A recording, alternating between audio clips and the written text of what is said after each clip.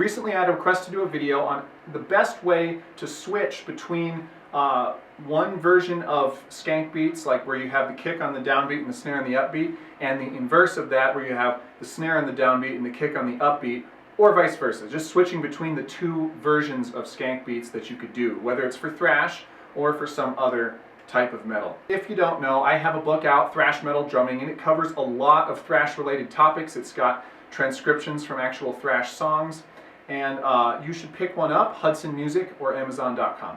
But today we're going to talk about basically Moeller strokes or push-pull strokes and how to swap them from one side to the other. So if you're playing push-pull or Moeller, you have up strokes and you have down strokes.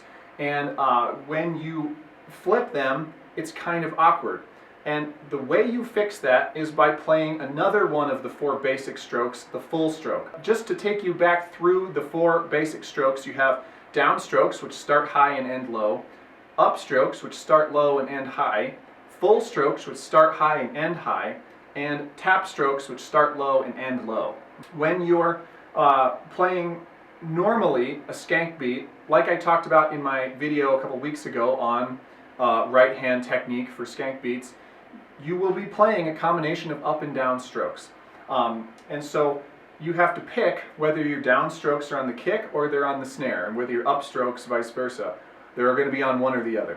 And so when I play, I typically put my down strokes on my snare and my up strokes on my kick. That's just how I do it. And if you were to swap the position of the kick and the snare, you also have to switch from playing your down strokes on one half of the beat to the other half of the beat. And I will show you what that looks like now.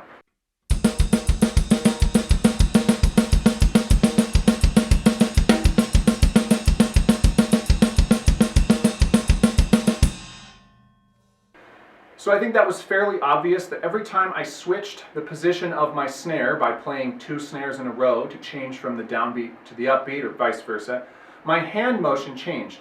Normally when I'm playing Moeller stroke, which is what I typically do on the ride cymbal, my hand goes up and down like this. So in this case it would be snare, kick, snare, kick, snare, kick, snare, kick.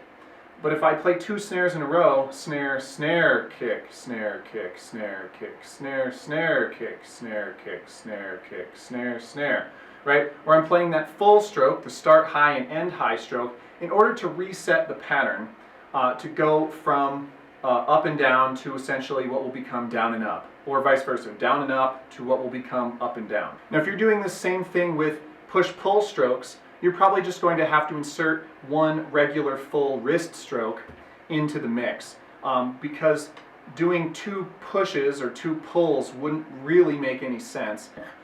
You're going to have to interrupt your push-pull motion with one normal stroke so that you can restart push-pull on the opposite half, or realistically the same half, but now you're one half beat farther into your piece of music.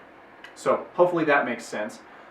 But it's the same principle. You're interrupting your normal up-down or push-pull pattern with one additional stroke in order to flip the pattern. So if you have any questions about that, let me know. And otherwise, that's it for today. Check out my book and have fun.